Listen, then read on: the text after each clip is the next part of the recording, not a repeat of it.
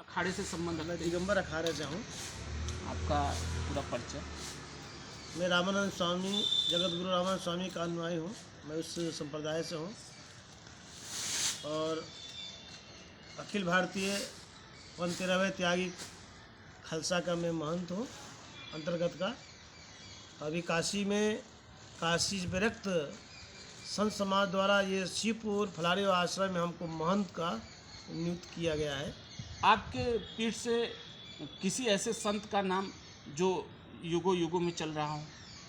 मेरे संत श्री देवराहा बाबा है, जिन्होंने आज भारत नहीं विदेश में भी बाबा जी का नाम है। वहाँ पर उनके साधना, योग साधना, ध्यान धारणा, समाधि, योग की प्रक्रिया से आज समाज में उनको सब जानते हैं और बहुत योगी संत है महाराज जी का शिष्य। संत कबीरदास जी भी आप ही के संप्रदाय का है। मेरे जगत गुरु रामानंद ही उनके मार्गदर्शन में भगवान रामानंद स्वामी ने इनको राम मंत्र दिया है। वैसे इसका महिमा बहुत अपार है। आज कबीरदास जी ने भगवान राम का जो राम नाम का जाप के महिमा से आज सारा संसार में कबीरदास जी के जो लिखे हुए जो काव्य है उस पर शोध होता है और आप व्यक्ति उस शोध के दौरान समाज में बड़े बड़े तरक्की करते हैं। महाराज जी, जो बिहार के शिक्षा मंत्री जी के द्वारा ये बोला गया एक रामचरितमानस बाबा तुलसीदास जी का, ढोल गवार शूद्र पशु नारी सकल ताड़ना के अधिकारी, इस पे आपका क्या विचार है? जो बिहार का जो मुख्यमंत्री जो शिक्षा मंत्री है, एक तो उन्होंने अभी हमको लगता है कि जीवन में रामायण का पढ़ा नहीं।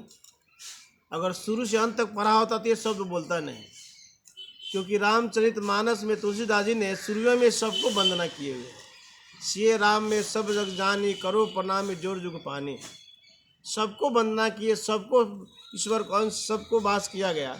पर ये शूद्र पशु नारी का उन्होंने सिर्फ एक दोहा उसमें से चौपाई लेकर बोल देना, इस समाज के हानिकारक शब्द है। समाज को बांटने का एक अपने एक प्रकंडा चलाने के लिए, अपने एक वर्चस्व देख करने के लिए, समाज पर विखन डालने के लिए ऐसा शब्द बोलाया हुआ है। क्या इसका शाब्दिक अर्थ अलग अलग है? सबका अलग अलग है। ढोल का अलग है, गवार का अलग है। जैसे ढोल गवार शूद्र पशु नारी, तो उसमें ताड़ना का शब्द हर में क्या? अब ये ढोलक तो जब तक हम बजाएंगे ना तो उसमें सुंदर आवाज निकलेगा नहीं। और गवार मतलब कि जो अनपढ़, जिसके पास कोई समझदारी नहीं है, विवेक नहीं है, उनको समझाने के लिए विद्यालय खोला गया है। विद्यालय में टीचर रखा गया है, उनको समझाते हैं, समय पर उसको डंटा भी देते हैं, उनको पर हर प्रकार से उनको समझाते, समझाना बुझाना टरना होता है।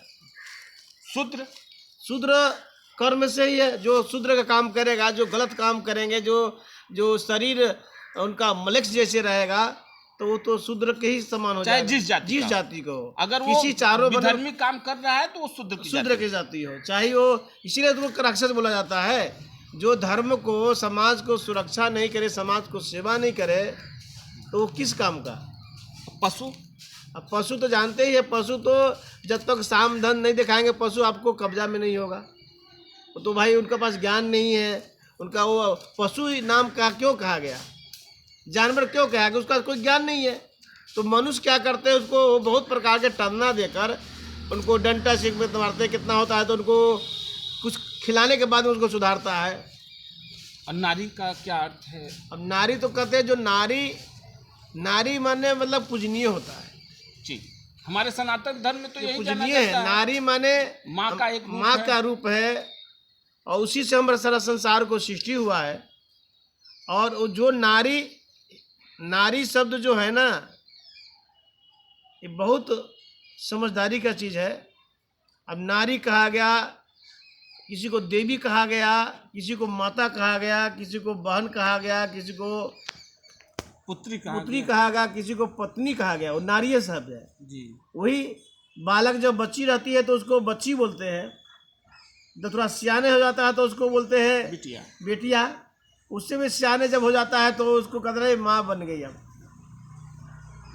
शादी होने के बाद माँ बन गई।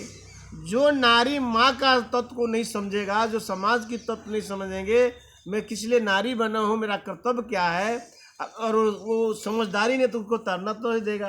जी। तभी तो सुधरेगा। तरना नहीं कि मार देना, उसको अपमान करना। तरना होता है कि आपने जीवन को सुधारिए। हमारे शास्त्र में, पुराण में दिया गया है कि मोक्ष कैसे प्राप्त होगा, समाज की शुद्धि कैसे होगी, समाज का उद्धार कैसे होगा, तो गीता, रामायण, राम नाम का जप इत्यादि बताया गया है।